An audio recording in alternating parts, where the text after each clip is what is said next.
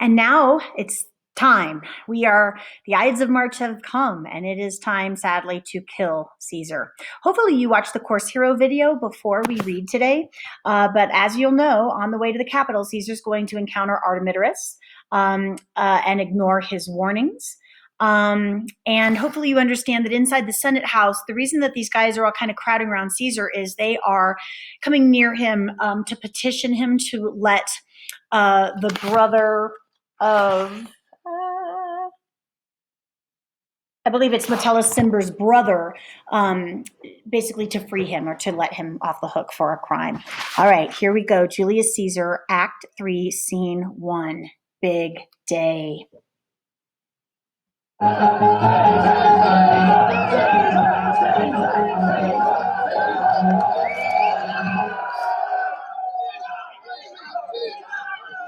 Caesar!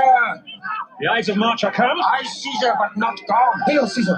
Read this schedule. Trebonius doth design to read at your best leisure this his humble suit. Oh, Caesar, read mine first. For mine's a suit that touches Caesar neareth. Read it, great Caesar. What touches us ourselves shall be last, sir. Delay not, Caesar, read it instantly. What, is the fellow mad? Give peace. I urge you your petitions in the street. Come to the Capitol. I wish your enterprise today may thrive. What enterprise, Papilius? There you are.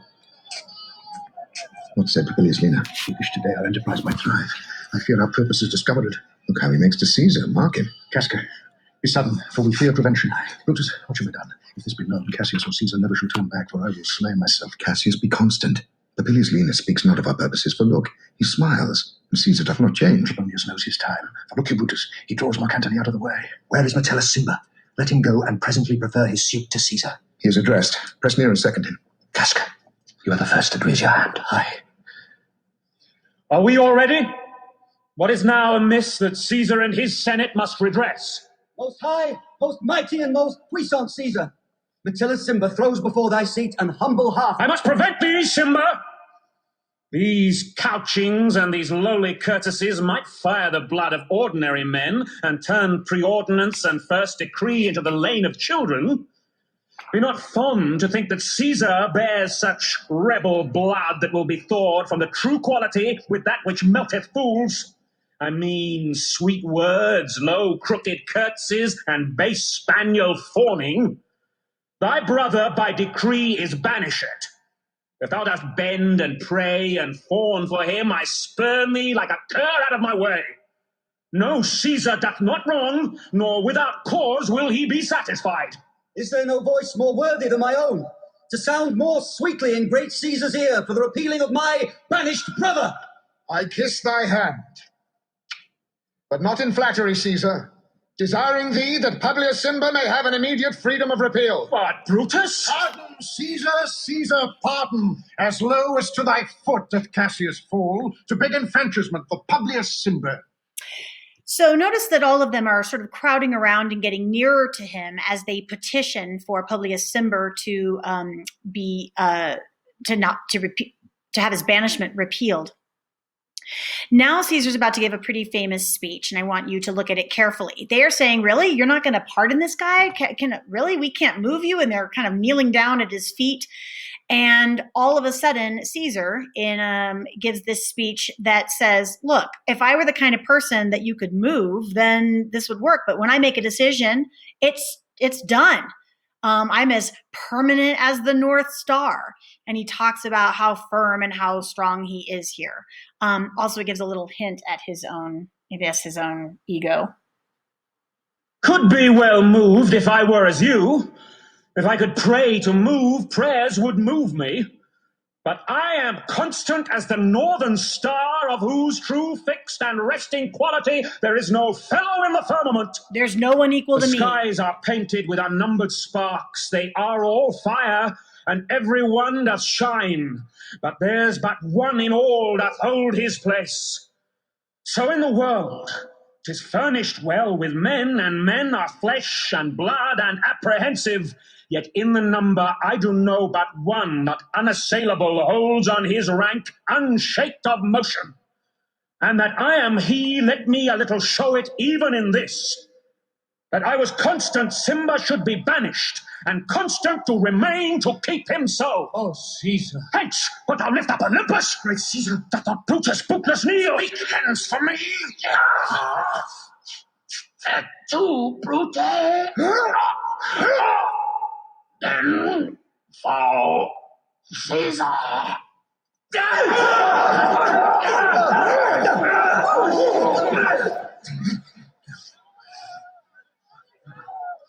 Liberty, freedom, tyranny is dead.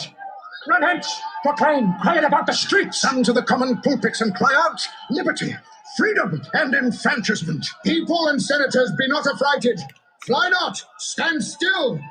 Ambition's debt is paid. Go to the pulpit, Brutus. And Cassius, too. Where's Publius? Here, quite confounded with this mutiny. Stand fast together, lest some friend of Caesar should Talk chance. not of standing. Publius, good cheer. There is no harm intended to your person nor to no Roman else. So tell them, Publius. And leave us, Publius, lest the people rushing on us should do your age some mischief. Do so, and let no man abide this deed but we the doers. Where is Antony? Fled to his house amazed. Men, wives, and children stare, cry out, and run, as it were doomsday. Fates, we will know your pleasures. That we shall die, we know. 'Tis but the time and drawing days out that men stand upon. Why, he that cuts off 20 years of life cuts off so many years of fearing death. Grant that, and then is death a benefit. So are we Caesar's friends that have abridged his time of fearing death.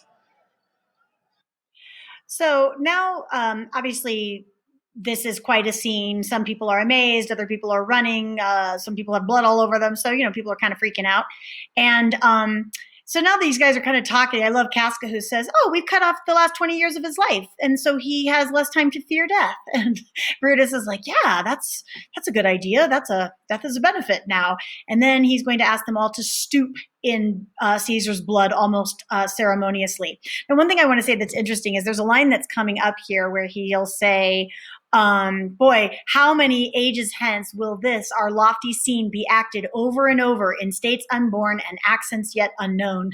And I've always thought that was such a great line because indeed, this scene at Caesar's death with them bathing their hands in his blood is one of the most amazing stories in history. And yes, on stage over and over again, even now in every language, people produce this play. Let's figure out where I was. I backed you up a little too much before. Stoop, Romans. Stoop. And let us bathe our hands in Caesar's blood up to the elbows and besmear our swords. Then walk we forth, even to the marketplace, and waving our red weapons o'er our heads, let's all cry peace, freedom, and liberty. Stoop then and wash. How many ages hence shall this our lofty scene be acted over in states unborn and accents yet unknown? How many times shall Caesar bleed in sport, that now on Pompey's basis lies along no worthier than the dust? So oft as that shall be, so often shall the not of us be called the men that gave their country liberty. What? Shall we forth? Aye, every man away. Brutus shall lead, and we will grace his heels with the most boldest and best hearts of Rome. Soft, who comes here? A friend of Antony's. Thus, Brutus, did my master bid me kneel. Thus did Mark Antony bid me fall down. And being prostrate, thus he bade me say, Brutus is noble, wise, valiant, and honest. Caesar was mighty, bold, royal, and loving. Say, I love Brutus, and I honor him. Say, I feared Caesar, honored him, and loved him. If Brutus will vouchsafe that Antony may safely come to him and be resolved how Caesar hath deserved to lie in death, Mark Antony shall not love Caesar dead so well as Brutus living, but will follow the fortunes and affairs of noble Brutus, thorough the hazards of this untrod state with all true faith. So says my master Antony.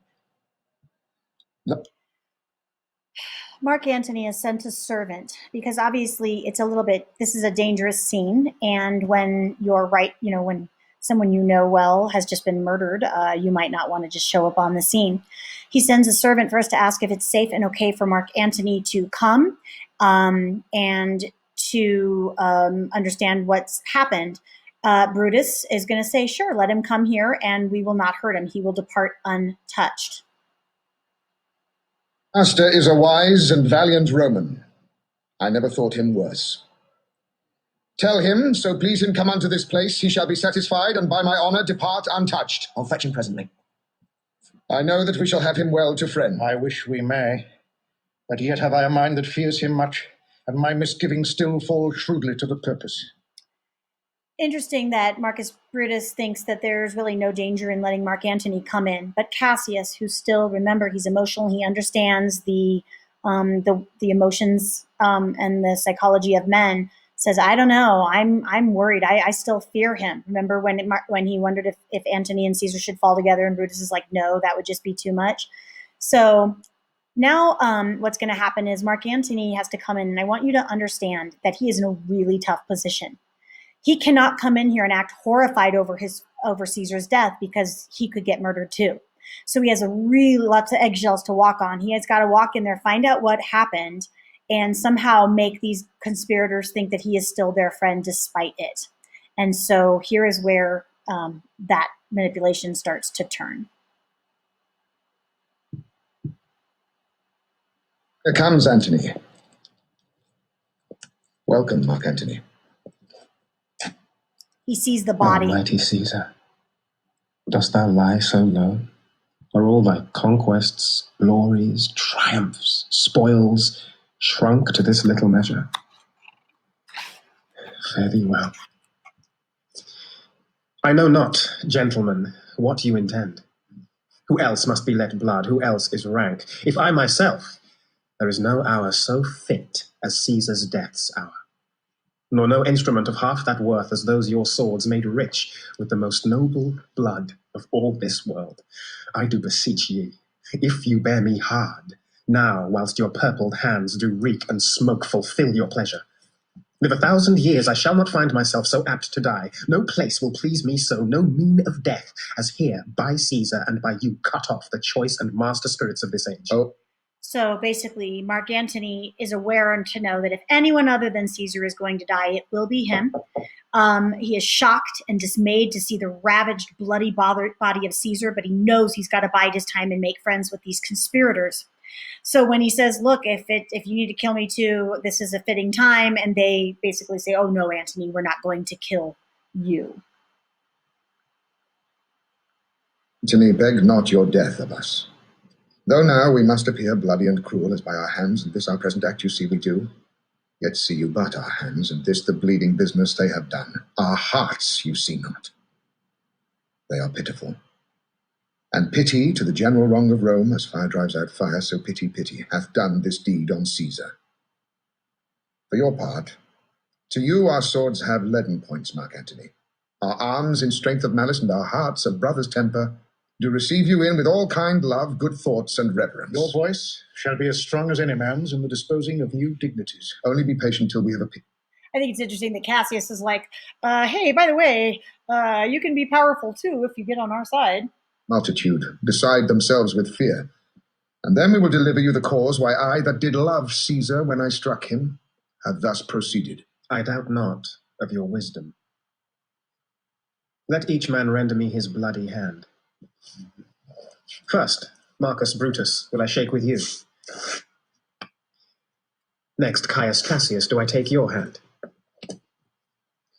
Now, Decius Brutus, yours. Now yours, Metellus. Yours, Cinna.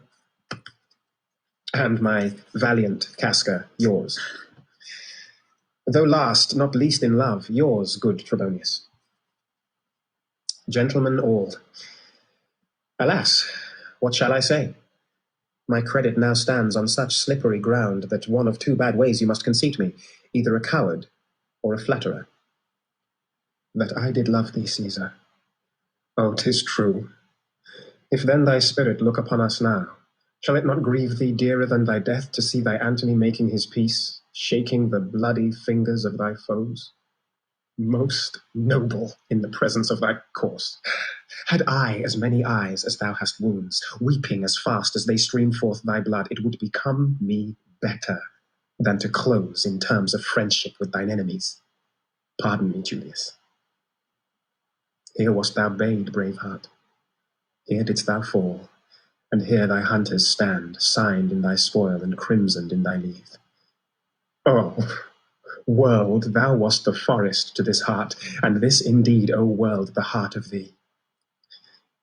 How like a deer, stroken by many princes, dost thou here lie. Mark Antony. Pardon me, Caius Cassius. The enemies of Caesar shall say this. Then in a friend it is cold modesty. I blame you not for praising Caesar so. But what compact mean you to have with us? Will you be pricked in number of our friends, or shall Can we we count on not you? depend on you? Therefore I took your hands, but was indeed swayed from the point by looking down on Caesar.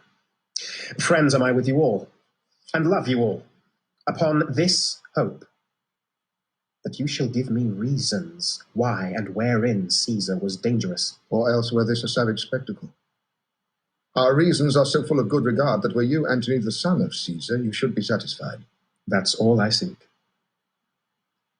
And am, moreover, suitor that I may produce his body to the marketplace, and in the pulpit, as becomes a friend, speak in the order of his funeral. You shall, Mark Antony. Brutus, a word with you.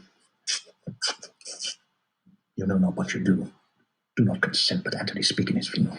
Know you how much the people may be moved by that which he will utter? By your pardon, I will myself into the pulpit first and show the reason of our Caesar's death. What Antony shall speak, I will protest he speaks by leave and by permission, and that we are contented Caesar shall have all true rights and lawful ceremonies. It shall advantage more than do us wrong. I know not what may fall. I like it not. So here, Antony's like, okay, well, hey, would you mind if I would be able to speak at Caesar's funeral since I'm his friend? And Brutus is like, sure. Cassius freaks out because he's like, why would you want Mark Antony to speak? He thinks that might be dangerous. Interesting, once again, Brutus, with kind of got his own flaws, doesn't really want to listen. He's like, no, I think it's smart. Look, we're letting his friend speak. And if his friend speaks and we point out that we let him speak just by our leave and permission, then look how good we look. We're doing all the rightful, lawful ceremonies that Caesar might be entitled to. So they're going to go ahead and give Mark Antony Caesar's body and let him speak after Brutus speaks. Mark Antony, here, take you Caesar's body. You shall not in your funeral speech blame us, but speak all good you can devise of Caesar. That's the rule. And so you do it by our permission, else shall you not have any hand at all about his funeral. And you shall speak in the same pulpit whereto I am going after my speech is ended. Be it so. I do desire no more. Prepare the body then, and follow us. So the deal is that Mark Antony can speak, but he can only say good things about the conspirators. Let's see how he pulls that off. And he also, has to let them know that it's really only the conspirators who let him speak. So that looks good too, right? What could go wrong? Now that the conspirators have left Mark Antony with the body, Mark Antony is going to give a very famous soliloquy over the body of Caesar. And you've probably heard this a few times too. There are a lot of lines in this that people use often. Here it is. And this, of course, is the soliloquy that reveals his real feelings about the murder of Caesar.